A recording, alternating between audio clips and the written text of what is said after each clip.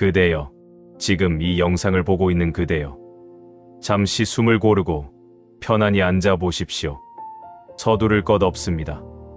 아무것도 증명할 필요 없고 무엇을 이루어야 할 순간도 아닙니다.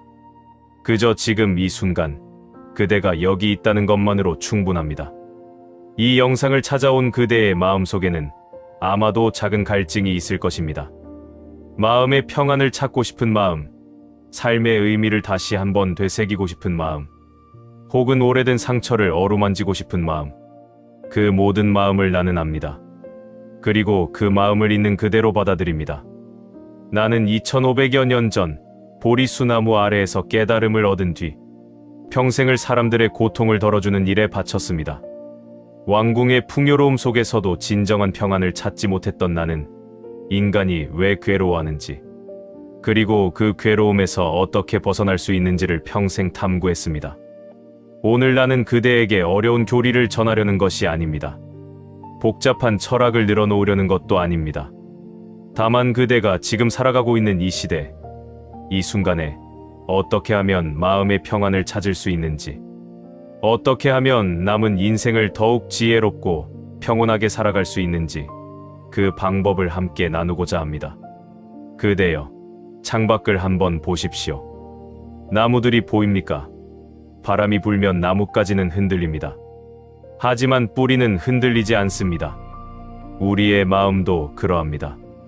세상의 일들이 우리를 흔들지만 우리 안의 깊은 곳, 그 고요한 중심은 결코 흔들리지 않습니다. 오늘 우리가 함께 찾아갈 것은 바로 그 흔들리지 않는 마음의 중심입니다. 그대가 지금 60대이든 70대이든 혹은 그 이상이든 그대는 이미 인생의 많은 것을 경험했습니다. 기쁨도 알고 슬픔도 알고 사랑도 알고 이별도 알고 있습니다. 그 모든 경험이 그대를 지금의 그대로 만들었습니다. 그리고 그 경험들은 이제 지혜로 익어갈 때입니다. 자, 그럼 이제 함께 천천히, 아주 천천히 마음의 여행을 시작해 보겠습니다. 서두르지 마십시오. 이 순간만큼은 시간이 그대의 것입니다. 그대여, 평생을 살아오면서 이런 질문을 해본 적이 있습니까? 왜 나의 마음은 이렇게 불안한가? 왜 나는 이렇게 자주 걱정하는가? 왜 과거의 일들이 자꾸만 떠오르는가? 이것은 그대만의 문제가 아닙니다. 모든 인간이 겪는 보편적인 현상입니다. 나 역시 깨달음을 얻기 전 같은 질문으로 괴로워했습니다. 왕궁에서 모든 것을 누리며 살았지만 마음속 깊은 곳의 불안과 공허함은 어떤 물질로도 채워지지 않았습니다. 마음이 흔들리는 것은 자연스러운 현상입니다. 마치 호수의 수면이 바람에 흔들리듯 우리의 마음도 삶의 여러 일들로 인해 흔들립니다.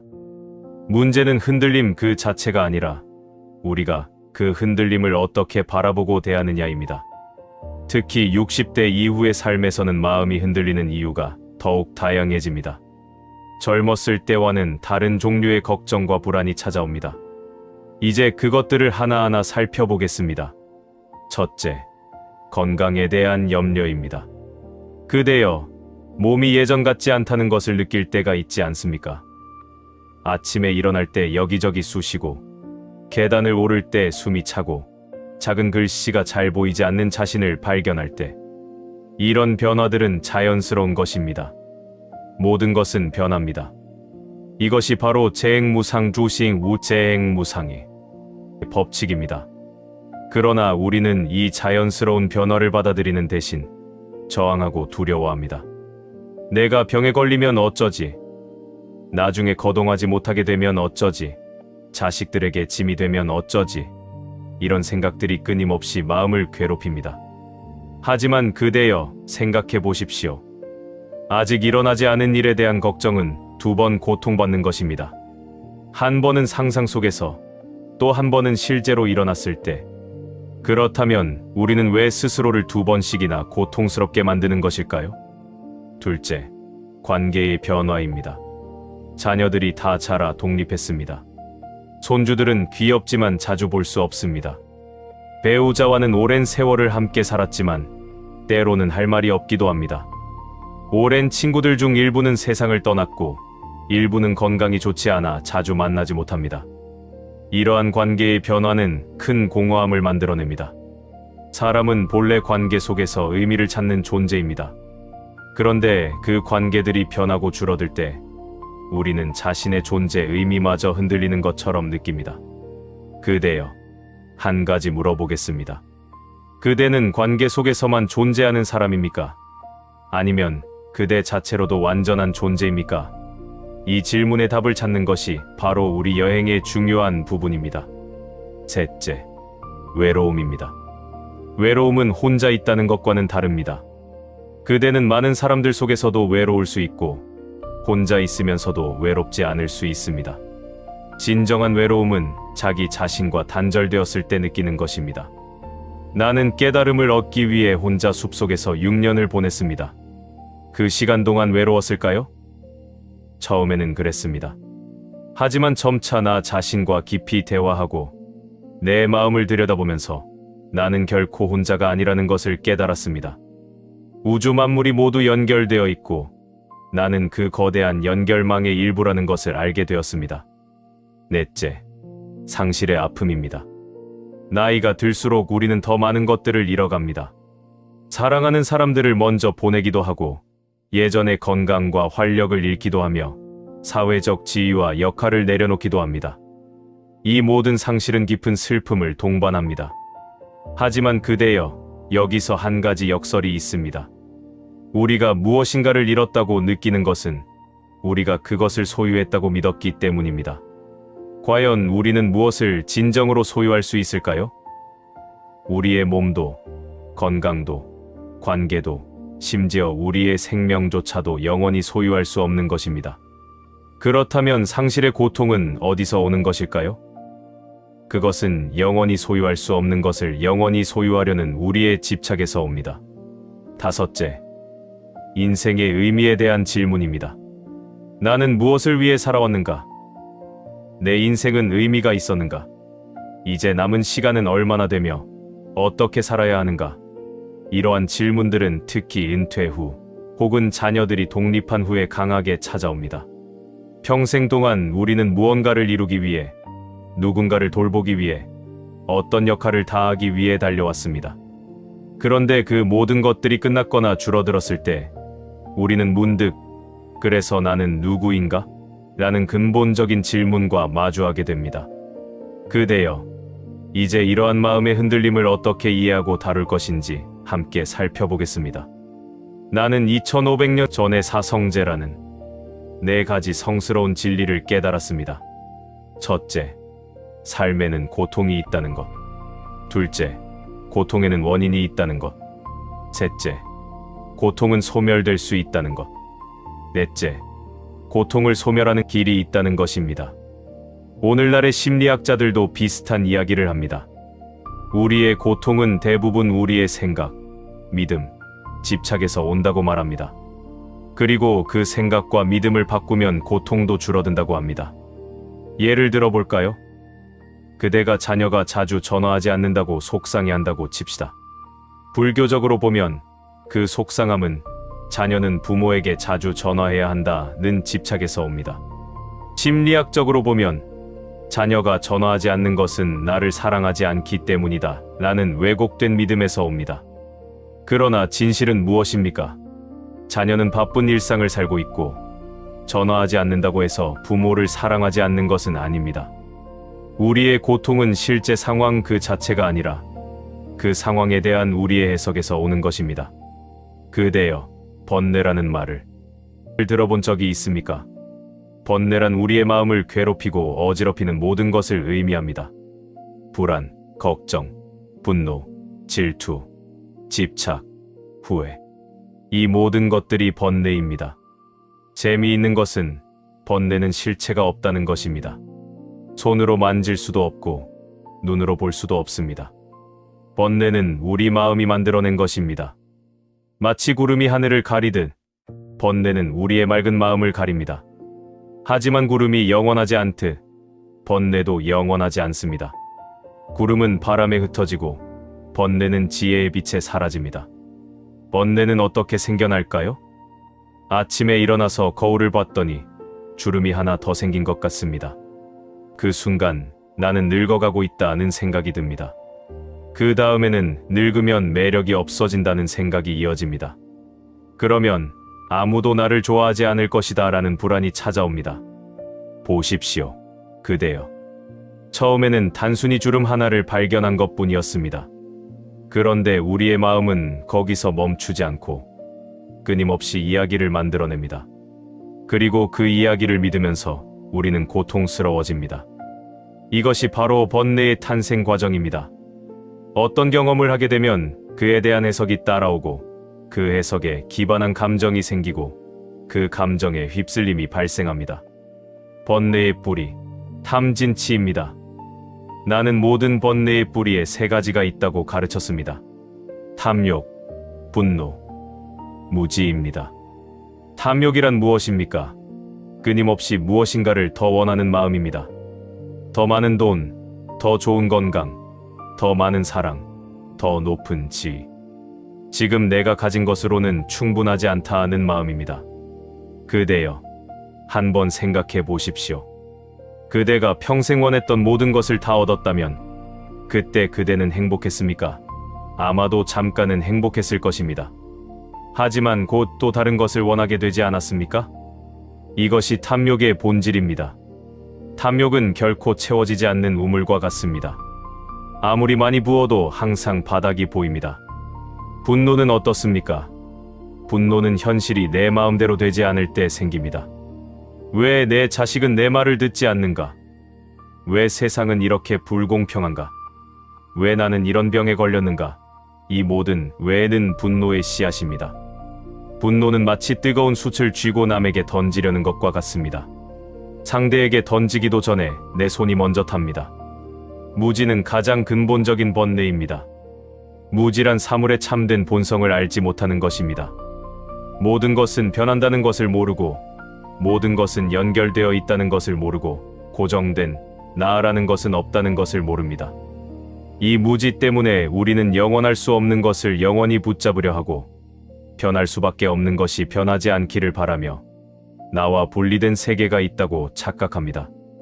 구체적인 예시로 이해를 해보면 그대가 손주를 기다리고 있다고 해봅시다. 아들 내외가 손주를 데리고 온다고 했는데 약속 시간이 1시간이나 지났습니다. 전화는 받지 않습니다. 처음에는 걱정이 됩니다. 무슨 일이 생긴 건 아닐까? 이것은 자연스러운 염려입니다. 하지만 시간이 더 지나면서 생각이 바뀝니다. 요즘 아이들은 약속도 안 지킨다. 나를 무시하는 것 같다. 나는 이렇게 기다리는데. 이제 걱정은 분노로 바뀝니다. 그리고 그 분노는 계속 커집니다. 마음속으로 하고 싶은 말들이 쌓입니다. 그러다 드디어 문이 열리고 손주가 들어옵니다. 이때 그대는 어떻게 합니까? 화난 얼굴로 왜 이렇게 늦었어? 라고 말합니까? 아니면 그동안의 분노를 삼키고 억지로 웃으며 맞이합니까? 어느 쪽이든 고통스럽습니다. 화를 내면 관계가 상하고 나중에 후회하며 억지로 참으면 속이 상하고 나중에 병이 됩니다. 그렇다면 어떻게 해야 할까요? 번뇌가 생기는 순간 그것을 알아차리는 것입니다. 아, 지금 내 마음에 분노가 일어나고 있구나. 나는 존중받지 못한다는 이야기를 내 마음이 만들어내고 있구나. 이렇게 알아차리는 순간 번뇌는 힘을 잃습니다. 마치 어둠 속에 불을 켜면 어둠이 사라지듯이 말입니다. 그대여, 이제 우리는 가장 중요한 수행에 대해 이야기하겠습니다. 그것은 바로 마음을 관찰하는 것입니다. 우리는 평생 밖을 보며 살아왔습니다. 다른 사람들, 세상 일들, 뉴스, 날씨. 하지만 정작 우리 자신의 마음은 제대로 본 적이 없습니다. 마치 눈은 모든 것을 볼 수 있지만 자기 자신은 볼 수 없는 것처럼 말입니다. 하지만 거울이 있으면 눈도 자신을 볼 수 있습니다. 마음의 거울은 무엇입니까? 그것은 바로 알아차림, 즉 마음 챙김입니다. 마음 챙김이란 무엇인가? 마음 챙김이란 지금 이 순간 내 마음에서 일어나는 것을 있는 그대로 알아차리는 것입니다. 판단하지 않고 바꾸려 하지 않고 그저 관찰하는 것입니다. 예를 들어 볼까요? 지금 이 순간 그대의 마음은 무엇을 하고 있습니까? 이 영상에 집중하고 있습니까? 아니면 다른 생각을 하고 있습니까? 저녁에 뭘 먹지? 아까 그 전화 통화가 찝찝한데, 무릎이 좀 아픈데, 이런 생각들이 떠오르지 않습니까? 대부분의 사람들은 이런 잡념이 떠오르면 자책합니다. 집중해야 하는데 왜 자꾸 딴 생각을 하지? 하지만 이것이 바로 문제입니다. 자책하는 것도 또 하나의 생각일 뿐입니다. 마음 챙김은 다릅니다. 아, 지금 저녁 메뉴 생각이 떠올랐구나. 그저 이렇게 알아차리기만 하면 됩니다. 그러면 그 생각은 구름처럼 지나갑니다. 왜 마음을 관찰해야 하는가? 그대여, 우리가 마음을 관찰하지 않으면 어떤 일이 벌어집니까? 마음이 우리를 끌고 다닙니다. 마치 주인 없는 말이 이리저리 뛰어다니는 것처럼 말입니다. 아침에 눈을 뜨는 순간부터 마음은 시작됩니다. 오늘 날씨가 어떨까? 오늘은 무엇을 해야 하지? 어제 그 일은 왜 그렇게 됐을까? 끊임없는 생각의 흐름입니다. 그리고 우리는 그 생각들에 휩쓸립니다. 좋은 생각이 떠오르면 기분이 좋아지고 나쁜 생각이 떠오르면 기분이 나빠집니다. 마치 날씨에 따라 옷을 갈아입듯 생각에 따라 기분이 바뀝니다. 하지만 마음을 관찰하기 시작하면 놀라운 일이 벌어집니다. 그대는 더 이상 생각과 동일시하지 않게 됩니다. 나는 화가 났다가 아니라 내 마음속에 화가 일어났다라고 느끼게 됩니다. 이 차이가 얼마나 큰지 아십니까? 전자는 내가 곧 화입니다. 후자는 화는 내 마음속에 일어난 하나의 현상입니다. 전자는 화에 완전히 휩쓸리지만 후자는 화를 관찰할 수 있습니다. 실제로 어떻게 마음을 관찰할 것인가? 자, 이제 실제로 해봅시다. 지금 이 순간 그대의 몸에 주의를 기울여 보십시오. 호흡을 느껴보십시오. 숨이 들어오고 나가는 것을 느껴보십시오. 배가 올라갔다, 내려갔다 하는 것을 느껴보십시오. 코끝으로 공기가 지나가는 시원한 느낌을 느껴보십시오. 이제 발에 주의를 기울여 보십시오. 발이 땅에 닿은 느낌, 양말이나 신발이 피부에 닿은 느낌을 느껴보십시오. 이제 소리에 귀 기울여 보십시오. 어떤 소리가 들립니까? 차 소리, 새 소리, 시계 소리, 냉장고 소리, 그저 들리는 대로 들어보십시오. 이것이 바로 마음 챙김입니다. 특별한 것이 아닙니다. 그저 지금 이 순간에 깨어있는 것입니다. 그대여, 마음 챙김은 명상할 때만 하는 것이 아닙니다. 일상의 모든 순간에 할 수 있습니다. 아침에 세수할 때 물이 얼굴에 닿는 느낌을 온전히 느껴보십시오. 차를 마실 때 잔을 드는 느낌, 따뜻한 온기, 향기, 맛을 온전히 느껴보십시오. 걸을 때 한 발 한 발 땅을 딛는 느낌을 느껴보십시오. 처음에는 어렵습니다. 금방 잊어버립니다. 세수하다가도 어느새 다른 생각에 빠져 있습니다. 괜찮습니다. 잊어버렸다는 것을 알아차렸다면 그 순간이 바로 마음 챙김입니다. 다시 지금 이 순간으로 돌아오면 됩니다. 이것을 계속 반복하십시오. 하루에 100번 잊어버렸다가 100번 돌아오십시오. 이것이 수행입니다. 그대여, 마음을 관찰하기 시작하면 놀라운 일들이 일어납니다. 첫째, 불필요한 걱정이 줄어듭니다. 대부분의 걱정은 미래에 대한 것입니다. 만약 이렇게 되면 어쩌지? 하지만 지금 이 순간에 충실하면 미래 걱정이 설 자리가 없어집니다. 둘째, 과거에 대한 후회도 줄어듭니다. 그때 그렇게 하지 말걸. 왜 그런 말을 했을까? 이런 후회들도 과거에 사는 것입니다. 지금 이 순간으로 돌아오면 과거는 그저 기억일 뿐입니다. 셋째, 작은 것들에서 행복을 느끼게 됩니다. 햇살의 따스함, 새소리, 음식의 맛, 가족의 미소. 이 모든 것들이 선물처럼 느껴집니다. 넷째, 관계가 개선됩니다. 상대방의 말을 진정으로 듣게 되고 내 감정에 휩쓸리지 않고 대응할 수 있게 됩니다. 다섯째, 건강이 좋아집니다. 스트레스가 줄고 혈압이 내려가고 잠도 잘 오고 소화도 잘 됩니다. 그대여, 이제 60대 이후에 특별히 찾아오는 고독과 불안에 대해 깊이 이야기해 보겠습니다. 많은 사람들이 고독과 외로움을 같은 것으로 생각하지만 사실 이 둘은 완전히 다릅니다. 외로움은 고통입니다. 나는 혼자다. 아무도 나를 이해하지 못한다. 나는 버려졌다는 느낌입니다. 외로움은 결핍에서 옵니다. 반면 고독은 평화입니다. 혼자 있지만 충만합니다. 아무도 없지만 모든 것과 연결되어 있습니다. 고독은 완전함에서 옵니다. 나는 보리수나무 아래에서 혼자 앉아 깨달음을 얻었습니다. 그것은 외로움이 아니라 고독이었습니다. 온 우주와 하나가 되는 경험이었습니다. 그대여, 그대도 이 고독을 경험할 수 있습니다. 혼자 있는 시간을 두려워하지 마십시오. 오히려 그 시간을 귀하게 여기십시오. 그것은 자기 자신과 만나는 시간, 진정한 자아를 발견하는 시간입니다. 노년기의 불안은 여러 뿌리를 가지고 있습니다. 하나하나 살펴보겠습니다. 첫 번째 뿌리, 죽음에 대한 두려움입니다.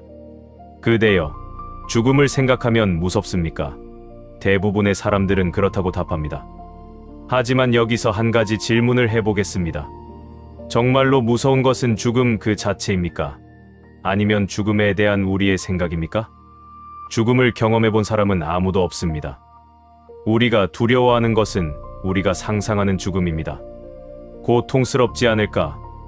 무가 되는 게 아닐까? 사후세계가 있을까? 이 모든 것은 생각일 뿐입니다. 나는 죽음을 이렇게 봅니다. 죽음은 변화의 한 형태입니다. 우리의 몸은 흙으로 돌아가고 그 흙은 다시 풀이 되고 그 풀은 다시 생명을 먹이고 이렇게 끊임없이 변화하고 순환합니다. 그대여, 그대는 어디서 왔습니까? 부모님에게서 왔습니다. 부모님은 어디서 왔습니까?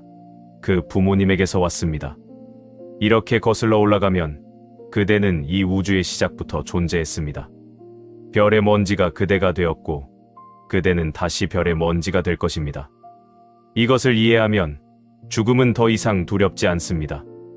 끝이 아니라 변화이고 상실이 아니라 회귀이며 무가 아니라 만물과의 합일입니다.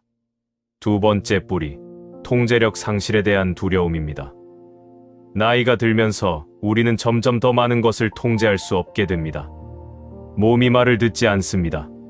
기억력이 예전 같지 않습니다. 세상은 너무 빠르게 변해서 따라가기 힘듭니다. 이것이 큰 불안을 만듭니다. 우리는 통제하고 싶어 합니다. 모든 것을 내 뜻대로 하고 싶어 합니다. 하지만 진실은 무엇입니까? 우리는 처음부터 아무것도 통제한 적이 없습니다. 그대여, 한번 생각해 보십시오. 그대는 그대의 심장박동을 통제합니까? 소화를 통제합니까? 세포 분열을 통제합니까? 아닙니다. 이 모든 것은 저절로 일어납니다. 그렇다면 우리가 통제한다고 믿었던 것들은 무엇이었습니까? 사실 그것들도 수많은 조건들이 모여서 일어난 것입니다.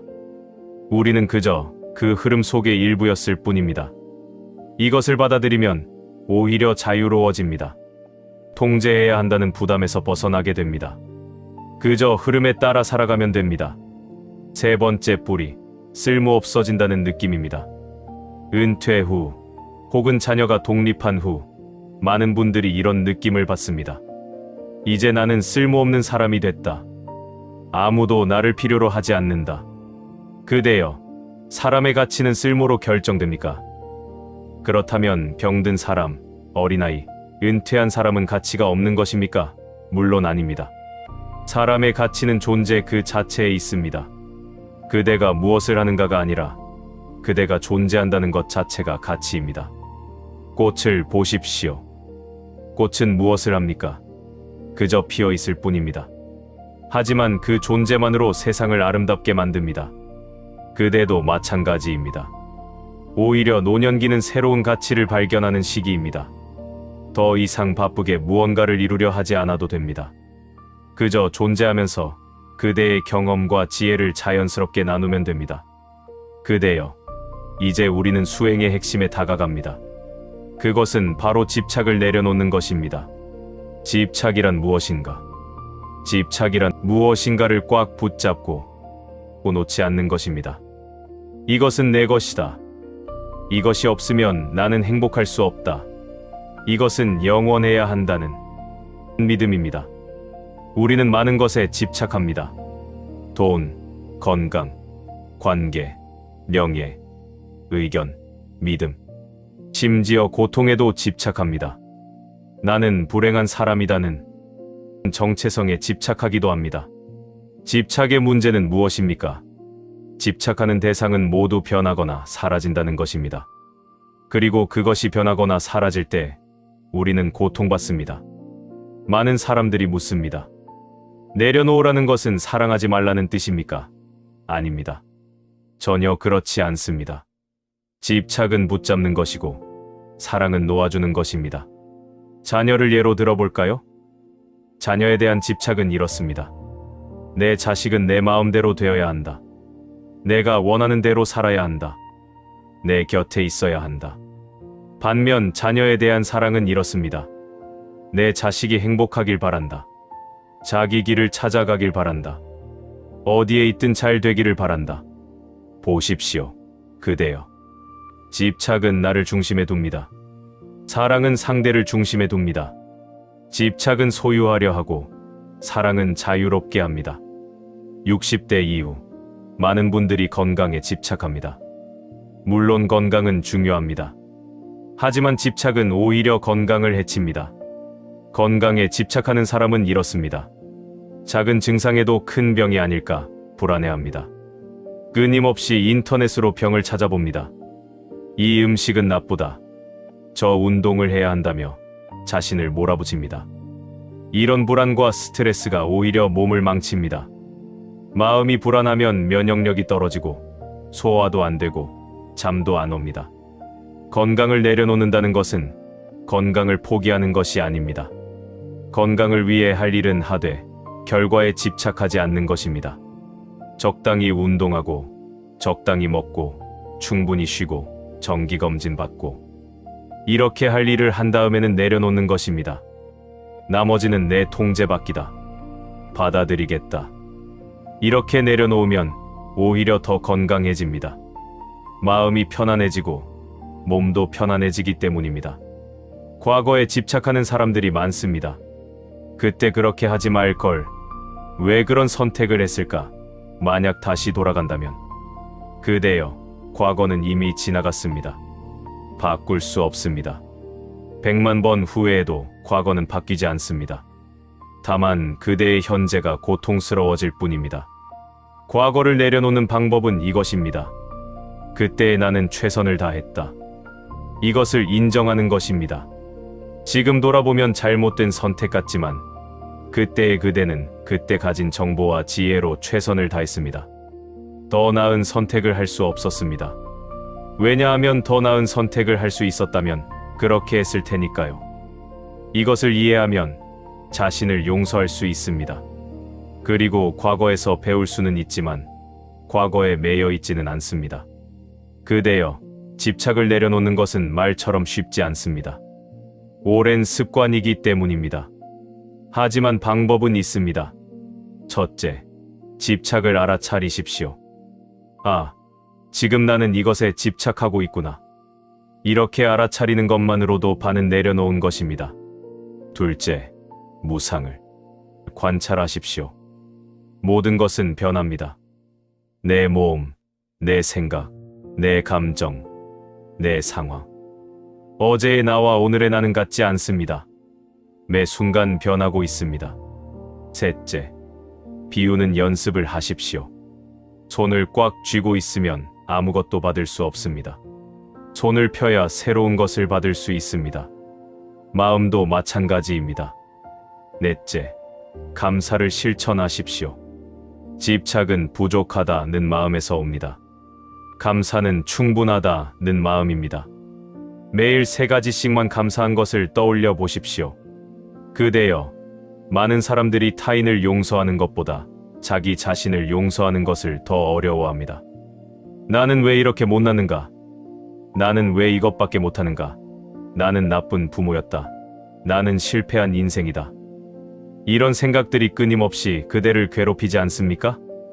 이 자책은 독과 같습니다. 천천히, 그러나 확실하게 그대를 병들게 만듭니다.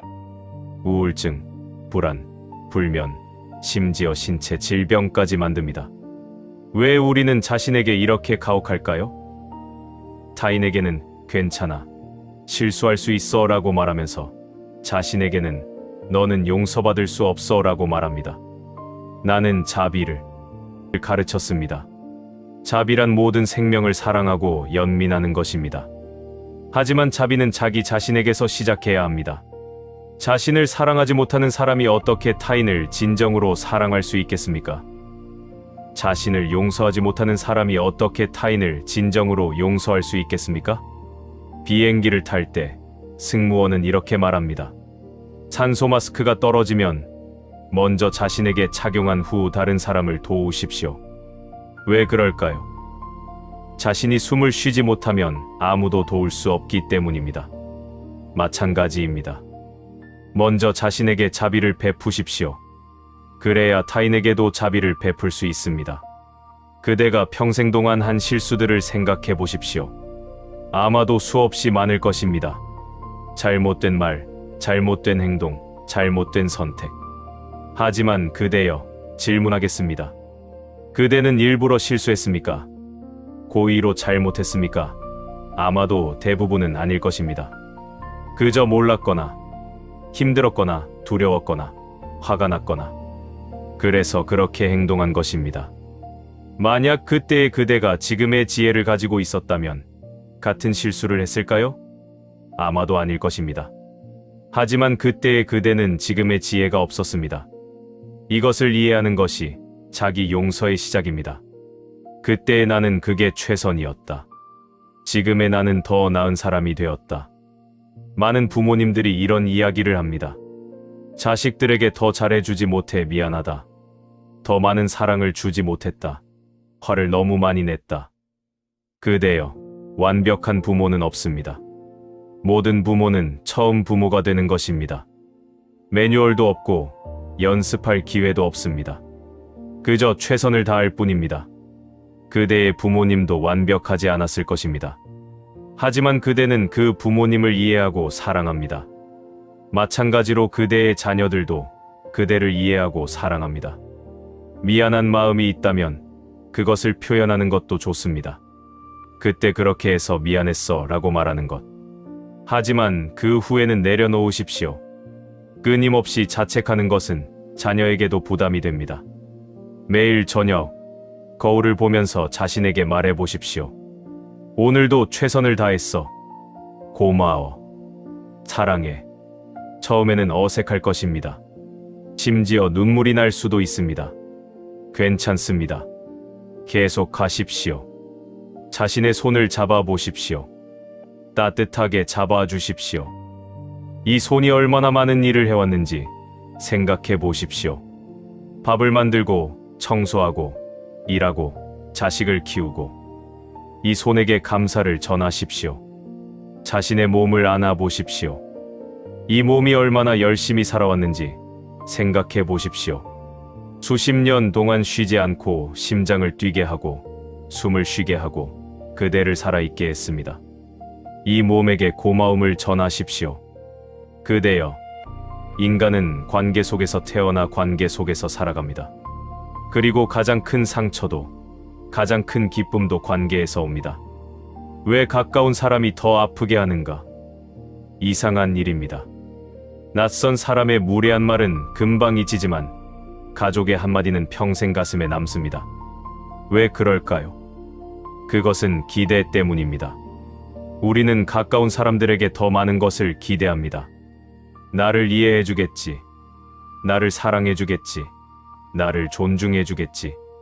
그런데 그 기대가 충족되지 않으면 배신감을 느낍니다. 또한 우리는 가까운 사람들에게 더 많은 것을 투자했습니다. 시간, 감정, 희생. 그래서 그들의 반응이 더 중요하게 느껴집니다. 오랜 세월을 함께 살았지만 요즘은 할 말이 없습니다. 식사 시간에도 각자 TV나 휴대폰만 봅니다. 때로는 작은 일로 다투기도 합니다. 서로에게 실망하고 서로를 원망합니다. 그대여, 이것은 많은 부부들이 겪는 일입니다. 처음에 열정은 식고 일상이 지루해지고 서로의 단점만 보이기 시작합니다. 하지만 이것을 다르게 볼 수도 있습니다. 수십 년을 함께 살았다는 것, 그 자체가 기적입니다. 얼마나 많은 일들을 함께 겪었습니까? 아이를 낳고 키우고 경제적 어려움을 극복하고 가족의 아픔을 함께 견뎌왔습니다. 지금 옆에 있는 그 사람을 다시 보십시오. 주름진 얼굴, 구부정한 허리, 느린 걸음. 그 모든 것이 함께 산 세월의 증거입니다. 그 사람도 나이 들었습니다. 그대만큼이나 힘들고, 그대만큼이나 외롭고, 그대만큼이나 사랑받고 싶어 합니다. 작은 것부터 시작해 보십시오. 고마워 라고 말해 보십시오. 아침에 잘 잤어 라고 물어보십시오. 함께 산책을 나가 보십시오. 손을 잡아 보십시오. 자녀들이 자주 연락하지 않습니다. 명절에나 얼굴 보고 통화도 짧게 끝납니다. 손주들은 귀엽지만 부모들이 허락해야 볼 수 있습니다. 섭섭합니다. 내가 얼마나 고생해서 키웠는데, 나는 이렇게 기다리는데. 하지만 그대여, 생각해 보십시오. 그대도 젊었을 때 부모님께 자주 연락했습니까? 바쁜 일상 속에서 부모님 생각할 여유가 있었습니까? 자녀들도 그렇습니다. 직장 일, 육아, 집안일. 하루하루가 정신없이 지나갑니다. 부모를 사랑하지 않는 것이 아니라 그저 바쁜 것입니다. 이것을 이해하고 내려놓으십시오. 기다리지 마십시오. 먼저 연락하십시오. 하지만 부담스럽지 않게, 짧게, 가볍게. 잘 지내니? 나는 잘 있어. 바쁠 텐데 무리하지 마. 자녀에게 무엇을 요구하지 마십시오. 그저 있는 그대로 사랑하십시오. 그들의 삶을 존중하십시오. 그러면 관계는 자연스럽게 편안해집니다. 오랜 친구들 중 일부는 세상을 떠났고 일부는 아파서 만나기 힘듭니다. 남은 친구들마저 점점 연락이 뜸해집니다. 새로운 친구를 만들기도 쉽지 않습니다. 나이가 들수록 사람 사귀기가 어려워집니다. 하지만 그대여, 친구는 숫자가 아닙니다. 진정한 친구 한 명이면 충분합니다. 아니, 친구가 없어도 괜찮습니다.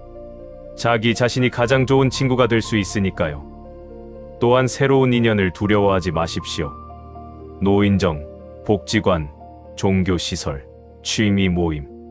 새로운 사람들을 만날 기회는 많습니다. 중요한 것은 친구가 있느냐가 아니라 그대가 열린 마음을 가지고 있느냐입니다. 오래된 상처가 있다면 이제 치유할 때입니다. 평생 원망하며 살 수는 없습니다. 치유의 첫걸음은 이해입니다. 그대를 아프게 한 사람도 자신의 아픔을 가지고 있었습니다.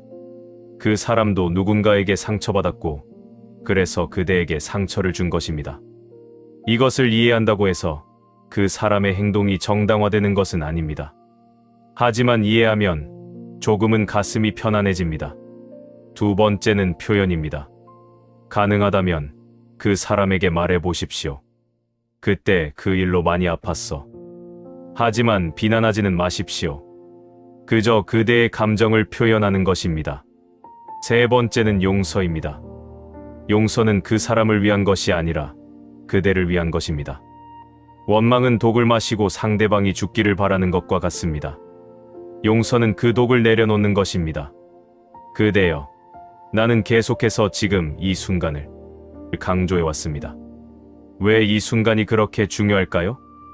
우리의 마음은 대부분 과거나 미래에 있습니다. 과거를 후회하거나 미래를 걱정합니다. 하지만 실제로 우리가 살 수 있는 곳은 오직 지금뿐입니다. 과거는 기억일 뿐입니다. 미래는 상상일 뿐입니다.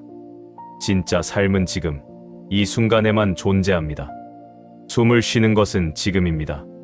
심장이 뛰는 것은 지금입니다. 이 말을 듣는 것은 지금입니다. 생명은 항상 지금에만 있습니다. 지금 이 순간을 온전히 경험해 보십시오. 그대의 몸을 느껴보십시오. 숨을 느껴보십시오. 주변의 소리를 들어보십시오. 빛을 보십시오. 지금 이 순간, 그대는 살아 있습니다. 이것이 얼마나 큰 기적입니까? 수많은 조건들이 맞아떨어져서 그대가 지금 여기 존재합니다. 그대의 심장은 지금 뛰고 있습니다. 하루에 10만 번 이상 쉬지 않고 뛰고 있습니다. 그대의 폐는 지금 호흡하고 있습니다. 하루에 2만 번 이상 자동으로 호흡하고 있습니다. 그대의 몸속에서는 지금 이 순간에도 수십억 개의 세포가 일하고 있습니다. 음식을 소화하고 독소를 제거하고 상처를 치유하고 생명을 유지하고 있습니다. 이 모든 것이 지금 이 순간에 일어나고 있습니다. 이것을 의식하면 경이로움을 느끼게 됩니다. 현재에 거주한다는 것은 무엇을 의미합니까? 그것은 하는 일에 온전히 집중하는 것입니다. 차를 마신다면 온전히 차를 마시십시오. 맛, 향, 온기, 잔의 무게, 모든 것을 느끼십시오. 걷는다면 온전히 걸으십시오. 발이 땅에 닿는 느낌, 바람, 햇살, 나무, 하늘, 모든 것을 경험하십시오. 대화를 한다면 온전히 듣고 말하십시오. 상대방의 말, 표정, 목소리의 톤, 모든 것에 주의를 기울이십시오. 이렇게 살면 삶이 풍요로워집니다. 특별한 일이 없어도 매 순간이 의미 있어집니다. 지금 이 순간에 온전히 있으면 시간이 느리게 흐르는 것을 경험하게 됩니다. 나이가 들수록 시간이 빨리 간다고 느끼는 이유가 무엇입니까? 그것은 우리가 현재에 있지 않기 때문입니다. 습관적으로, 자동적으로 살기 때문입니다. 아이들에게는 시간이 천천히 갑니다. 왜냐하면 모든 것이 새롭고 모든 순간을 온전히 경험하기 때문입니다. 우리도 그렇게 살 수 있습니다. 매 순간을 처음처럼 새롭게 경험하십시오. 아침 햇살을 처음 보듯 보십시오. 밥을 처음 먹듯 먹으십시오. 그러면 시간은 천천히 흐르고 삶은 길어집니다. 그대여, 이제 구체적인 실천 방법을 알려드리겠습니다. 이 5단계를 매일 실천해 보십시오. 1단계. 아침 각성 의식. 눈을 뜨자마자 일어나지 마십시오. 잠시 누운 채로 자신의 몸을 느껴보십시오. 나는 지금 살아있다. 새로운 하루를 받았다. 감사하다. 이렇게 말하면서 깊게 3번 호흡하십시오. 이것으로 하루를 시작하십시오. 창문을 열고 밖을 보십시오. 날씨가 어떻습니까? 흐리든 맑든 그 날씨를 있는 그대로 받아들이십시오. 오늘의 날씨처럼 오늘 하루도 있는 그대로 받아들이겠다고 마음먹으십시오. 2단계. 식사 명상. 하루 한 끼는 온전히 집중해서 드십시오. TV를 끄고 휴대폰을 치우고 오직 음식에만 집중하십시오. 첫 숟가락을 뜨기 전에 잠시 멈추십시오. 이 음식이 어떻게 그대 앞에 왔는지 생각해 보십시오. 농부가 씨를 뿌리고 태양이 빛을 주고 비가 내리고 누군가 수확하고 운반하고 요리했습니다. 얼마나 많은 사람들과 자연의 힘이 모여서 이 한 끼가 되었습니까? 감사한 마음으로 천천히 드십시오. 씹는 동안 맛을 느껴보십시오. 질감을 느껴보십시오. 삼키는 느낌도 의식해 보십시오. 이렇게 먹으면 적게 먹어도 만족스럽고 소화도 잘 되고 음식과 하나가 되는 경험을 하게 됩니다. 3단계. 걷기 명상. 하루에 15분만 걷기 명상을 해보십시오. 특별한 장소가 필요한 것은 아닙니다. 집 앞 공원이든 아파트 단지든 어디든 좋습니다. 천천히 걸으십시오. 급할 것 없습니다. 한 발 한 발 땅을 딛는 느낌을 의식하십시오. 오른발, 왼발, 오른발, 왼발. 마음속으로 말하면서 걸으십시오. 주변을 보십시오. 하지만 생각하지는 마십시오. 그저 보고, 듣고, 느끼십시오. 새, 나무, 바람, 구름. 모든 것이 그대에게 말을 걸고 있습니다. 걸으면서 호흡을 의식하십시오. 세 걸음의 숨을 들이마시고 세 걸음의 숨을 내쉬십시오. 자신에게 맞는 리듬을 찾으십시오. 이렇게 걷기를 끝내고 나면 마음이 맑아지고 몸이 가벼워질 것입니다. 4단계 자비 명상. 오후나 저녁에 조용한 시간을 찾으십시오. 편안히 앉아서 눈을 감으십시오. 먼저 자기 자신에게 자비를 보내십시오. 나 자신이 행복하기를. 나 자신이 건강하기를. 나 자신이 평안하기를. 이렇게 마음속으로 반복하면서 따뜻한 빛이 그대의 가슴에서 온몸으로 퍼져나가는 것을 상상하십시오. 다음으로 사랑하는 사람을 떠올리십시오. 배우자, 자녀, 손주, 친구. 그 사람의 얼굴을 마음속에 그리면서 말하십시오. 그대가 행복하기를. 그대가 건강하기를. 그대가 평안하기를. 다음으로 중립적인 사람을 떠올리십시오. 이웃, 상점 주인, 우편 배달부. 특별히 좋아하지도 싫어하지도 않는 사람입니다. 그 사람에게도 같은 말을 하십시오. 그 다음으로 어렵겠지만 그대를 힘들게 한 사람을 떠올리십시오. 그 사람에게도 자비를 보내십시오. 그 사람도 고통받고 있고 행복을 원하는 존재입니다. 마지막으로 모든 생명에게 자비를 보내십시오. 모든 생명이 행복하기를. 모든 생명이 고통에서 벗어나기를. 이 명상을 매일 10분만 해보십시오. 처음에는 어색하고 형식적으로 느껴질 수 있습니다. 괜찮습니다. 계속하십시오. 점점 마음이 부드러워지는 것을 느낄 것입니다. 5단계 저녁 성찰. 잠들기 전 침대에 누워서 오늘 하루를 돌아보십시오. 오늘 나는 무엇을 잘했는가? 작은 것이라도 좋습니다. 친절한 말 한마디, 웃는 얼굴, 누군가를 도운 일. 그것을 떠올리고 자신을 칭찬하십시오.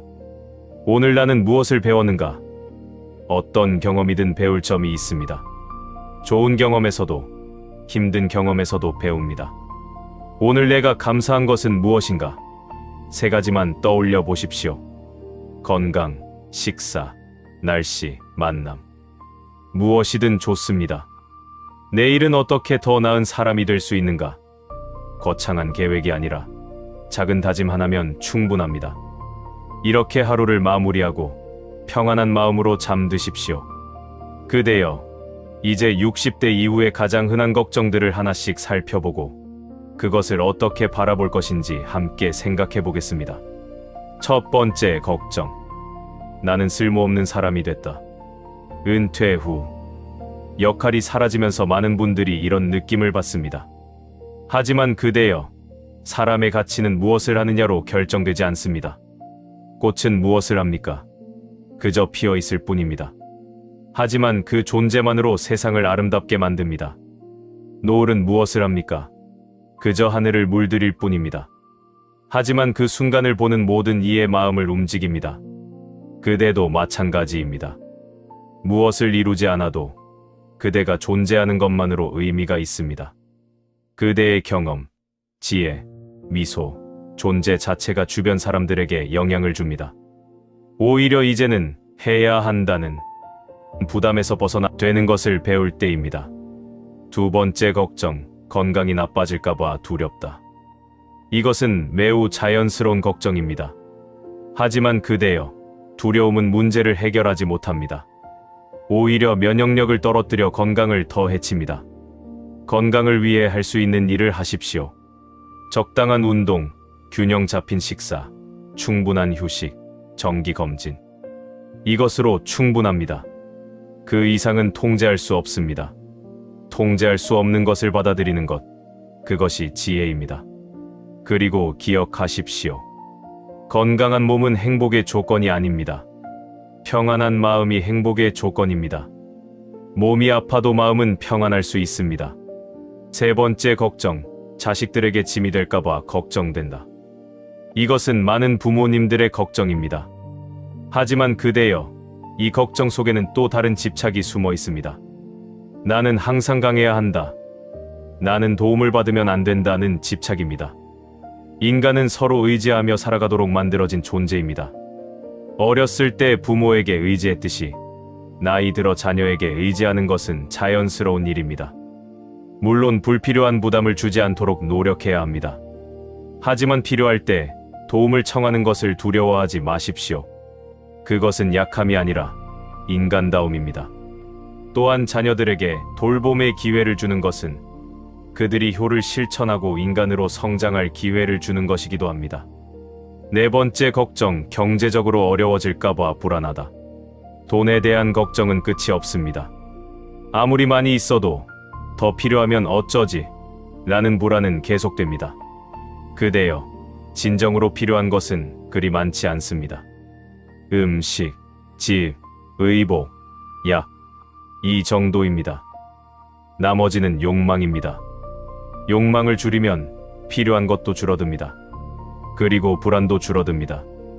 또한 돈이 아닌 다른 형태의 풍요로움을 발견하십시오. 친구와의 대화, 자연 속 산책, 책 읽기, 명상. 이 모든 것은 돈이 들지 않지만 마음을 풍요롭게 합니다. 다섯 번째 걱정, 배우자나 친구를 잃을까봐 두렵다. 사랑하는 사람을 잃는 것은 인생에서 가장 고통스러운 일 중 하나입니다.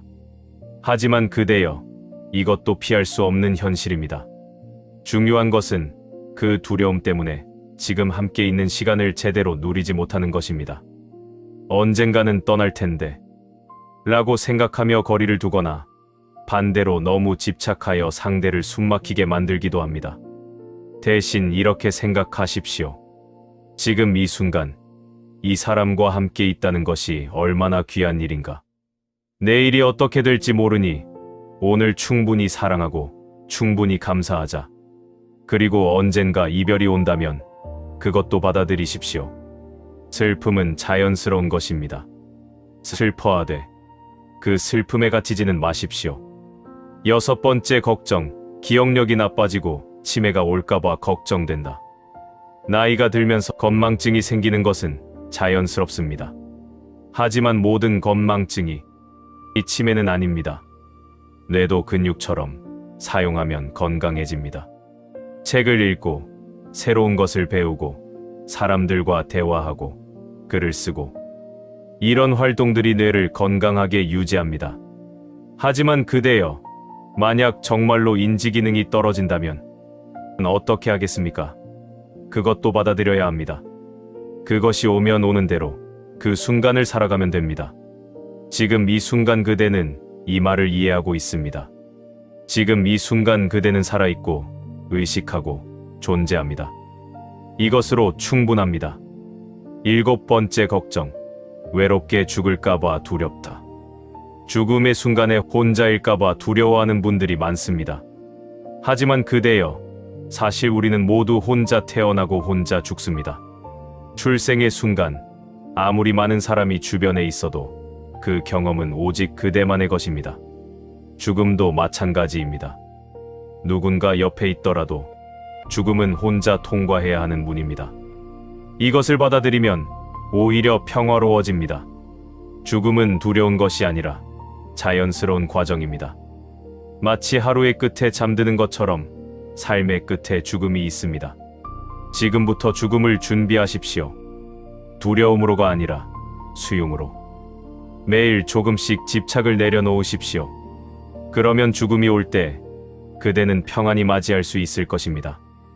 여덟 번째 걱정, 세상이 너무 빨리 변해서 따라갈 수 없다. 기술은 빠르게 발전하고 세상은 복잡해지고 젊은 세대의 생각과 문화는 이해하기 어렵습니다. 하지만 그대여, 모든 것을 따라갈 필요는 없습니다. 필요한 것만 배우면 됩니다. 휴대폰 사용법, 인터넷 뱅킹, 생활에 필요한 것들만 천천히 배워나가십시오. 그리고 기억하십시오. 진정으로 중요한 것들은 변하지 않습니다. 사랑, 친절, 정직, 연민. 이런 가치들은 시대를 초월합니다. 오히려 그대가 가진 지혜와 경험은 빠르게 변하는 세상에서 더욱 귀중합니다. 변하지 않는 것의 가치를 아는 사람이 필요합니다. 아홉 번째 걱정, 후회 없이 살았는지 모르겠다. 다르게 살 수 있었을까? 더 나은 선택을 할 수 있었을까? 이런 질문들이 떠오릅니다. 그대여, 과거는 바꿀 수 없습니다. 그리고 그대는 그때마다 최선을 다했습니다. 지금의 지혜로 과거를 판단하는 것은 공정하지 않습니다. 대신 이렇게 물어보십시오. 지금부터 후회 없이 살려면 어떻게 해야 하는가? 이것은 답할 수 있는 질문입니다. 지금부터 의미 있게 사십시오. 사랑하는 사람들에게 사랑한다고 말하십시오. 미안했던 일은 사과하십시오. 하고 싶었던 일을 하십시오. 하루하루를 온전히 사십시오. 그러면 인생의 마지막에 나는 충분히 살았다고 말할 수 있을 것입니다. 10번째, 걱정. 나 자신이 누구인지 모르겠다. 평생 동안 누군가의 남편, 아내, 부모, 직장인으로 살았습니다. 그런데 그 역할들이 사라지거나 줄어들면서 나는 누구인가? 라는 질문이 생깁니다. 그대여, 이것은 가장 근본적이고 가장 중요한 질문입니다. 그리고 답은 간단합니다. 그대는 역할이 아닙니다. 그대는 그 역할들을 했던 사람이지만 역할 그 자체는 아닙니다. 그대는 생각이 아닙니다. 생각은 오고 가지만 그대는 계속 있습니다. 그대는 감정이 아닙니다. 감정도 오고 가지만 그대는 계속 있습니다. 그대는 몸도 아닙니다. 몸은 늙고 변하지만 그 안의 의식, 그 깨어있음은 변하지 않습니다. 그대는 순수한 의식, 순수한 존재입니다. 이것을 깨닫는 것이 진정한 자아 발견입니다. 그대여, 이제 몇 가지 이야기를 들려드리겠습니다. 이 이야기들 속에 깊은 가르침이 담겨 있습니다. 첫 번째 이야기, 2개의 화살. 어느 날, 한 제자가 나에게 물었습니다. 스승님, 왜 같은 고통을 겪어도 어떤 사람은 빨리 회복하고 어떤 사람은 오래 괴로워합니까? 나는 이렇게 답했습니다. 상상해 보십시오. 누군가가 그대에게 화살을 쏘았습니다. 화살이 그대의 몸에 박혀 아픕니다. 이것이 첫 번째 화살입니다. 이것은 피할 수 없는 고통입니다. 하지만 많은 사람들은 여기서 멈추지 않습니다. 왜 나한테 이런 일이 생겼을까? 나는 불행한 사람이야. 이 아픔은 영원히 계속될 거야 라고 생각하며 스스로에게 2번째 화살을 쏩니다. 첫 번째 화살은 피할 수 없지만 2번째 화살은 피할 수 있습니다. 그것은 우리 자신이 쏘는 화살이기 때문입니다. 그대여, 그대의 삶에서 첫 번째 화살과 2번째 화살을 구분할 수 있습니까? 무릎이 아픈 것은 첫 번째 화살입니다. 나이 들었기 때문에 자연스러운 일입니다. 하지만 나는 이제 쓸모없는 사람이 됐다고 생각하는 것은 2번째 화살입니다. 자녀가 자주 연락하지 않는 것은 첫 번째 화살입니다. 그들도 바쁜 삶을 살고 있습니다. 하지만 자식이 나를 사랑하지 않는다고 생각하는 것은 2번째 화살입니다. 2번째 화살을 쏘지 마십시오. 첫 번째 화살만으로도 충분히 아픈데 왜 스스로를 더 아프게 만듭니까? 2번째 이야기. 진흙 속의 연꽃. 한 제자가 물었습니다. 스승님, 세상에는 고통이 너무 많습니다. 왜 이렇게 고통스러운 세상에 태어나야 했습니까? 나는 연못을 가리키며 말했습니다. 저 연꽃을 보십시오. 아름답지 않습니까? 네, 매우 아름답습니다. 하지만 연꽃은 어디서 자랍니까? 진흙 속에서 자랍니다. 그렇습니다. 진흙이 없으면 연꽃도 없습니다. 진흙은 더럽고 냄새나지만 바로 그 진흙이 연꽃을 먹이고 키웁니다. 고통도 마찬가지입니다. 고통이 없으면 지혜도, 자비도, 성장도 없습니다. 그대여, 그대가 겪은 모든 고통을 돌아보십시오. 그 고통들이 그대를 더 깊은 사람으로 만들지 않았습니까? 질병을 통해 건강의 소중함을 배웠습니다. 상실을 통해 사랑의 깊이를 알았습니다. 외로움을 통해 자기 자신을 발견했습니다. 실패를 통해 겸손을 배웠습니다. 고통을 저주하지 마십시오. 고통은 연꽃을 피우는 진흙입니다. 그 고통을 지혜로 변화시키십시오. 세 번째 이야기, 빈 배. 어느 날, 한 사람이 배를 타고 강을 건너고 있었습니다. 갑자기 안개 속에서 다른 배가 나타나 그의 배를 들이받았습니다. 그는 화가 났습니다. 이 사람아, 눈이 없소. 왜 내 배를 들이받는 거요? 그는 소리쳤습니다. 하지만 안개가 걷히자 그 배에는 아무도 타고 있지 않았습니다. 빈 배가 물살에 떠내려오다가 부딪힌 것이었습니다. 순간 그의 화는 사라졌습니다. 빈 배에게 화를 낼 수는 없었습니다.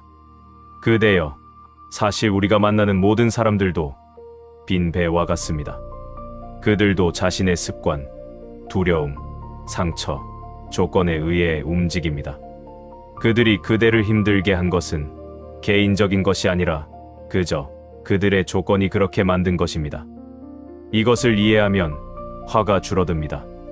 누군가 무례하게 굴면 이 사람도 고통받고 있구나라고 생각할 수 있습니다. 자녀가 섭섭하게 굴면 이 아이도 자기 삶의 무게에 눌려 있구나라고 이해할 수 있습니다. 모든 사람을 빈 배처럼 보십시오. 그러면 용서가 쉬워집니다. 네 번째 이야기, 찻잔. 한 노승이 귀한 찻잔을 가지고 있었습니다. 어느 날 제자가 물었습니다. 스승님은 이 찻잔을 매우 아끼시는군요. 노승이 웃으며 말했습니다. 나는 이 찻잔을 사랑합니다. 하지만 나에게 이 찻잔은 이미 깨진 것입니다. 제자가 놀라며 물었습니다. 무슨 말씀이십니까? 찻잔은 멀쩡한데요. 내가 이 찻잔을 볼 때마다 나는 언젠가 이것이 깨질 것을 압니다. 누군가 떨어뜨릴 수도 있고, 지진이 날 수도 있고, 내가 죽은 후 버려질 수도 있습니다.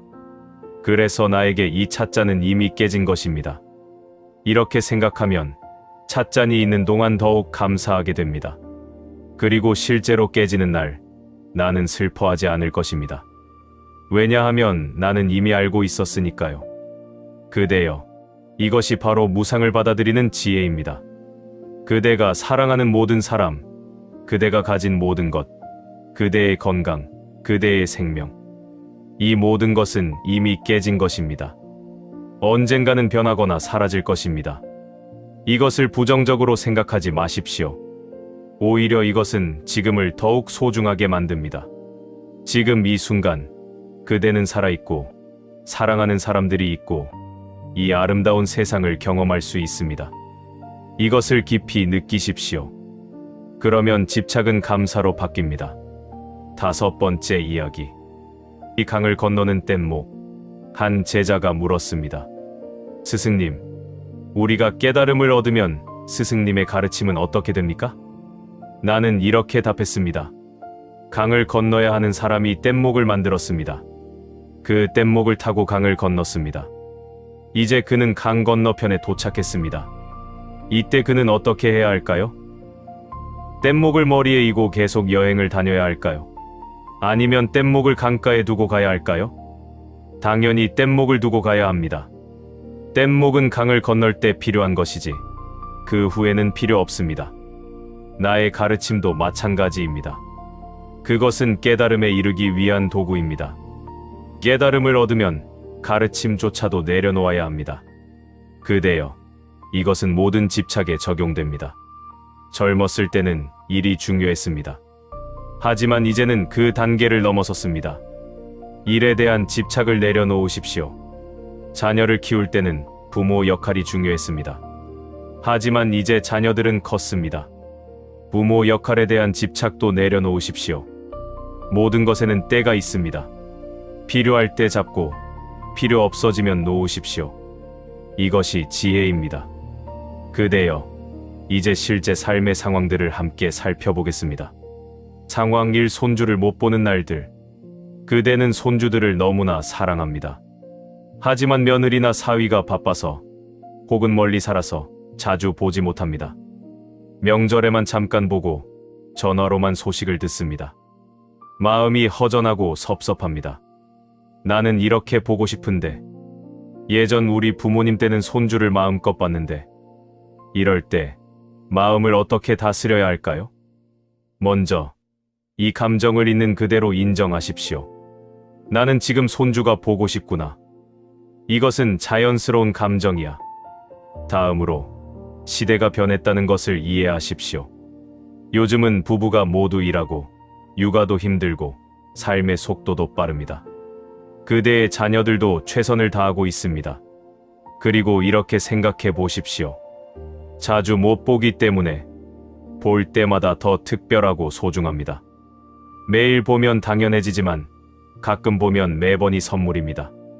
또한 직접 만나지 않아도 마음으로 연결될 수 있습니다. 매일 아침 손주들의 행복을 빌어주십시오. 사진을 보며 미소 지으십시오. 그 사랑은 거리를 넘어 전해집니다. 상황 2.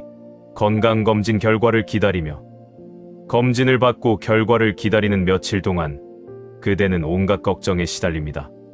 혹시 암이면 어쩌지? 큰 병이면 어쩌지? 수술해야 하면 밤에 잠도 못 자고 식사도 제대로 못하고 계속 인터넷으로 증상을 검색합니다. 이럴 때 어떻게 해야 할까요? 먼저 호흡에 집중하십시오. 걱정이 올라올 때마다 깊게 3번 호흡하십시오. 지금 이 순간 나는 호흡하고 있다. 지금 이 순간 나는 살아있다. 다음으로 사실과 상상을 구분하십시오. 지금 확실한 사실은 무엇입니까? 그대는 검진을 받았고 결과를 기다리고 있습니다. 그게 전부입니다. 나머지는 모두 그대의 상상입니다. 그리고 이렇게 받아들이십시오. 나는 내가 할 수 있는 일을 했다. 검진을 받았다. 이제 결과는 내 통제 밖이다. 어떤 결과가 나오든 그때 가서 대처하겠다. 마지막으로 지금 이 순간을 낭비하지 마십시오. 결과가 좋든 나쁘든 지금 이 순간은 다시 오지 않습니다. 좋은 책을 읽거나 산책을 하거나 친구와 차를 마시십시오. 상황 3. 배우자와의 갈등. 식사 후 그대는 설거지를 하고 있습니다. 배우자는 소파에 앉아 TV를 봅니다. 그대는 속으로 불만이 쌓입니다. 나만 일하네. 좀 도와주면 안 되나?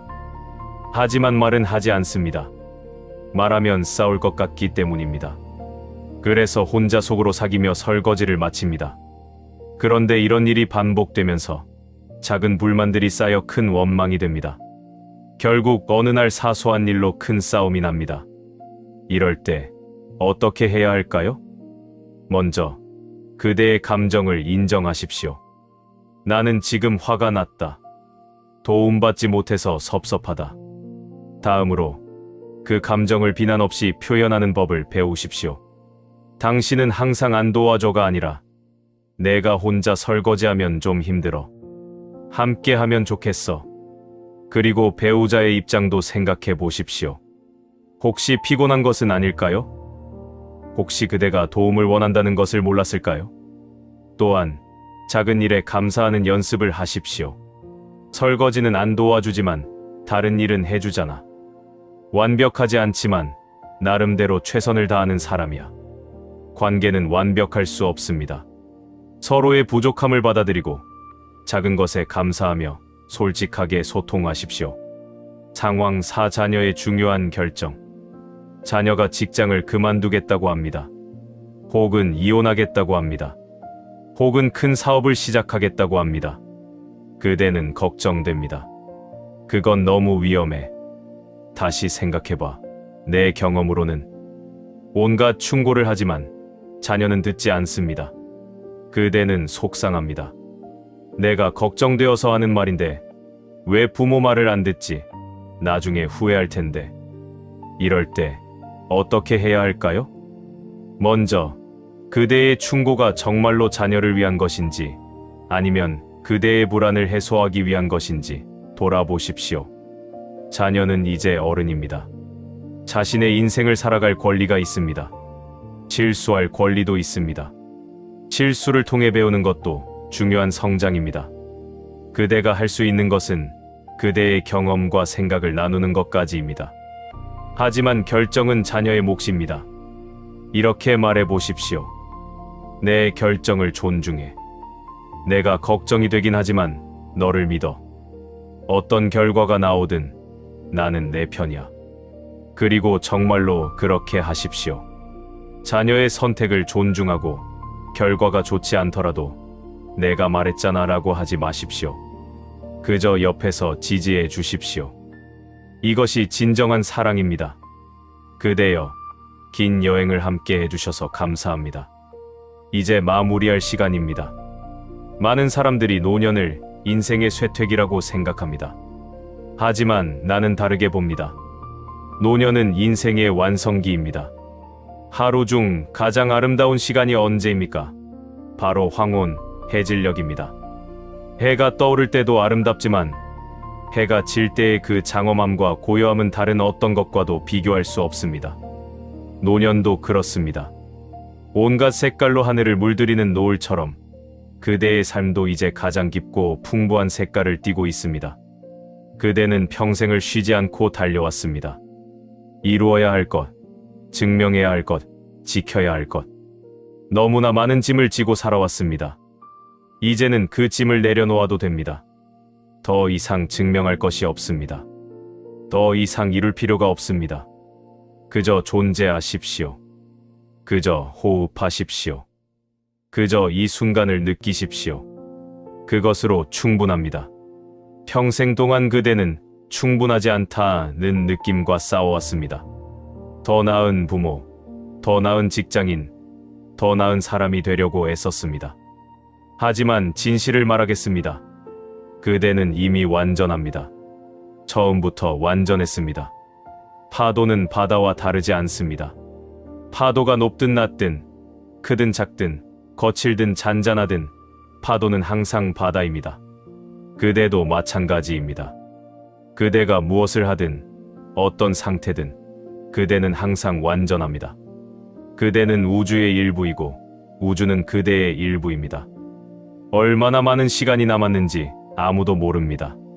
하루일 수도, 한 달일 수도, 몇 년일 수도 있습니다. 중요한 것은 양이 아니라 질입니다. 100년을 무의식적으로 사는 것보다 하루를 온전히 깨어서 사는 것이 낫습니다. 남은 시간 동안 그대가 진정으로 원하는 것을 하십시오. 하고 싶었던 말을 하십시오. 가고 싶었던 곳에 가십시오. 만나고 싶었던 사람을 만나십시오. 하지만 무엇보다 매 순간을 온전히 살아가십시오. 설거지를 할 때는 온전히 설거지하고, 산책할 때는 온전히 산책하고, 사랑할 때는 온전히 사랑하십시오. 그대가 이 세상을 떠날 때 무엇을 남기고 갈 것입니까? 돈이나 재산이 아닙니다. 그것들은 곧 흩어질 것입니다. 그대가 남기는 것은 그대의 사랑, 그대의 친절, 그대가 다른 사람들의 삶에 미친 긍정적인 영향입니다. 그대가 누군가에게 건넨 따뜻한 말 한마디, 그대가 보여준 미소, 그대가 베푼 이해와 용서. 이것들이 그대의 진정한 유산입니다. 그리고 그것들은 영원히 사라지지 않습니다.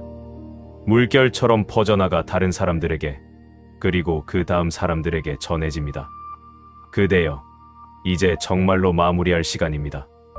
나의 마지막 말을 들어주십시오. 그대가 항상 평안하기를. 그대의 마음이 고요한 호수처럼 맑고 잔잔하기를. 그대가 모든 존재를 자비로 품을 수 있기를. 그대가 삶의 모든 순간을 온전히 경험하기를. 그대가 집착에서 벗어나 자유롭기를. 그대가 두려움 없이 살아가기를. 그대가 사랑하고 사랑받기를. 그대가 지혜롭고 자비롭기를. 그대가 건강하고 행복하기를. 그대가 인생의 마지막 순간까지 평안하기를. 모든 방향에 있는 모든 존재들이여, 동쪽에 있는 모든 존재들이 행복하기를. 서쪽에 있는 모든 존재들이 행복하기를.